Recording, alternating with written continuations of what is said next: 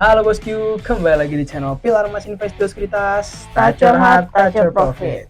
Oke bosku, nah setelah sekian lama nih kita nggak bikin segmen valuasi ya Rin ya. Akhirnya ada perusahaan yang bisa kita lirik lagi nih valuasinya nih.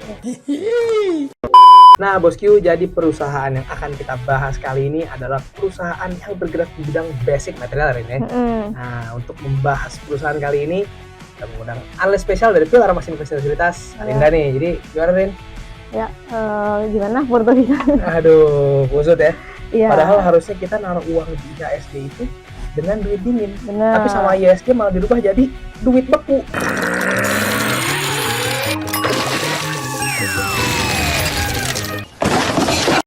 Oke bosku, supaya nggak ketinggalan infonya, jangan kemana-mana, tapi channel Pilar Mas Invest Sekuritas, Touch your heart, touch your profit.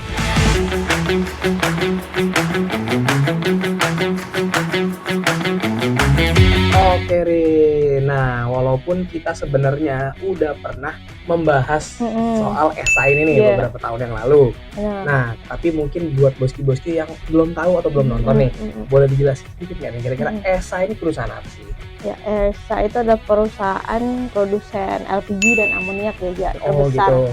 swasta terbesar di Indonesia. Oke. Bukan BUMN berarti ya? Bukan, tapi adalah nanti mungkin kita bahas ya. Jadi supply-nya juga dari BUMN nih, dari dalam negeri gitu. Jadi nanti ada perang-perang itu nggak akan terpengaruh nih buat si ESA karena dia kan supply-nya dari dalam negeri nih gitu. Oh gitu, berarti supply-nya kuat nih ya? Bener. Bodoh amat lah.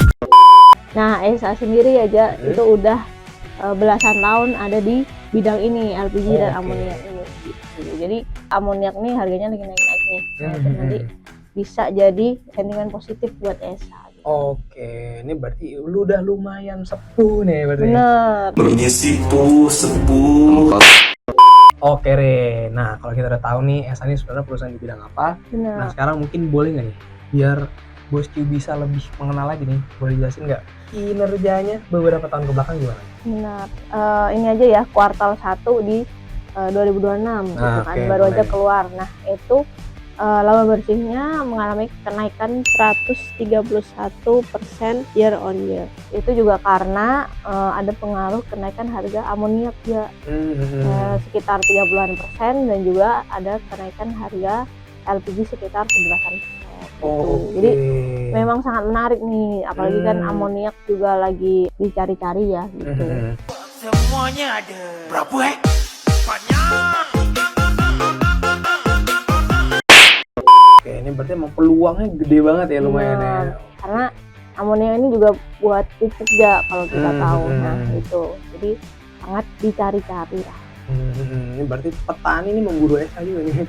Bener, apalagi kan proyek program kerja pemerintah ya gitu kan, ada yang swasembada pangan segala macam, tentu akan membutuhkan pupuk tuh namanya gitu. Jadi amoniak pasti demand-nya akan selalu meningkat ya. Oke, semakin banyak warga Indonesia nih yang makan nasi dan makan sayur, nah berarti semakin kaya nih ESA nih, karena petani-petaninya makin ngejar.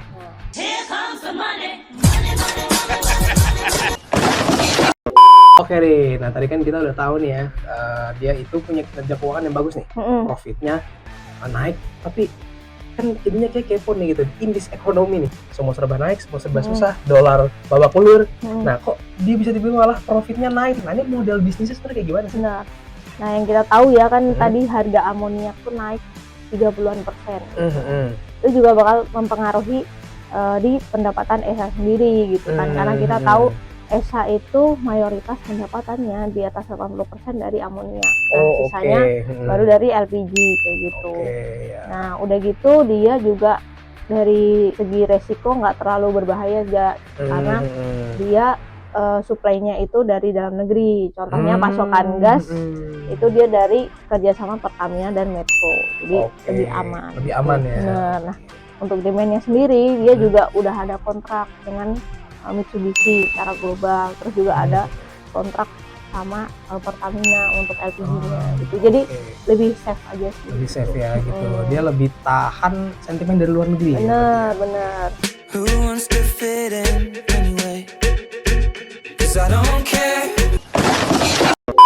Terus juga ada kan rupiah melemah terus nih gitu, itu juga bisa meningkatkan laba bersih dari ESA sendiri gitu kan, karena kan kita tahu ya kalau base-nya ESA itu adalah dolar, dia pakai dolar gitu kan, dolar Amerika, jadinya tentu ini akan meningkatkan laba bersih dari si ESA gitu. Oke, ini berarti emang udah mantep banget nih ya model bisnisnya nih ya, karena ya bisa dibilang tahan banting lah ya di era sekarang semua susah gitu kan, dan dia juga maksudnya dapat capital gain juga ya dari dolar, karena tadi kan dia pakai biasanya USD ya. Oke deh, nah sekarang mungkin setelah kita bahas model bisnis dan kinerja nih, nah sekarang kita mulai lihat ke depannya nih. Nah jadi biggest prospeknya nih, selain tadi kan emang harga amonia naik terus ya, jadi ini kan menguntungkan ESA juga nih jadi prospek. Nah apalagi sih, ada nggak prospek lainnya? Karena kan maksudnya kalau ini bisa sampai kita lirik pasti ada hal lain dong. Nah ESA sendiri ya, tadi kan kita udah bahas ya tentang amoniak dan juga LPG-nya gitu ya. Nah ternyata ESA juga mulai fokus ke EBT gitu, untuk amoniaknya sendiri, kayak bulu amoniak dan lain sebagainya gitu. Yeah, boy. Nah terus juga ada Sustainable Efficient Fuel, itu mulai beroperasi di kuartal 1 2028. Jadi memang fokus untuk EBT nih mulai berjalan gitu. Oke, ini berarti makin luas aja nih ya pangsa pasaran. Benar. Dari petani disikat juga sekarang kalau ada Sustainable Aviation Fuel tadi berarti pesawat nih disikat juga nih.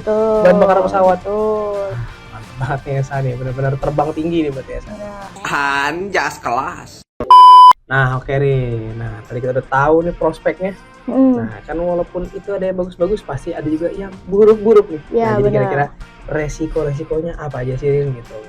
Nah yang pertama kan kita tahu ya, dia kan base-nya adalah harga global ya, kayak amoniak gitu. Nah itu juga bakal mempengaruhi nih, jadi naik turunnya harga amoniak tentu bakal berpengaruh terhadap pendapatan si ESA, jadi itu resiko juga.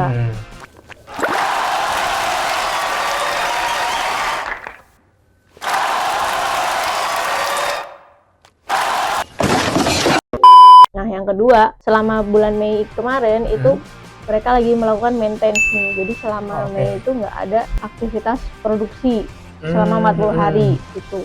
Nah itu tentu akan berpengaruh terhadap pendapatan ESA di kuartal 2. Ya semester 1 juga gitu. Jadi jangan heran kalau misalnya ada penurunan gitu, itu wajar karena memang dia berhenti operasi 40 hari untuk maintain ya, biar menjaga kualitas ya. Benar. Tapi memang kalau dipikir-pikir baru mencatatkan pendapatan bagus di Q1 langsung baru masuk Q2 diberhentiin. Agak-agak ngaruh juga nih, Q2-nya agak serem nih takutnya nanti ya. Jadi itu wajar. Wajar ya. Nah,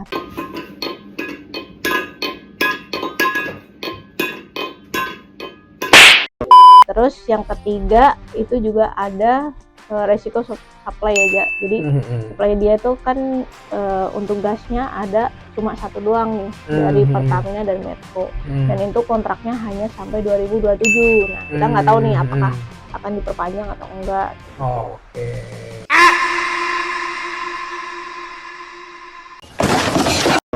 Nah terus yang terakhir ada resiko dari demand sendiri gitu kan, karena demandnya itu hanya beberapa perusahaan tadi ya, kayak Mitsubishi dan Pertamina kayak gitu. Jadi memang itu bisa menjadi resiko dari ESA sendiri, karena kan itu tadi ya istilahnya pembelinya juga cuma 2 doang. Ya, dia gitu walaupun ya. walaupun dibilangnya juga kayak kontraknya nggak panjang, tapi ya tetap aja segmented cuma 2. Kalau salah satu pembelinya ada yang collapse atau kenapa gitu, ya bisa tiba-tiba cancel subscription, rugi juga ESA-nya. Benar, itu juga bisa jadi gitu.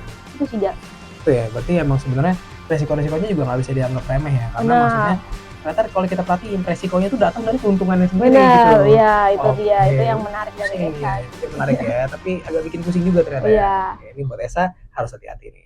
Waspadalah.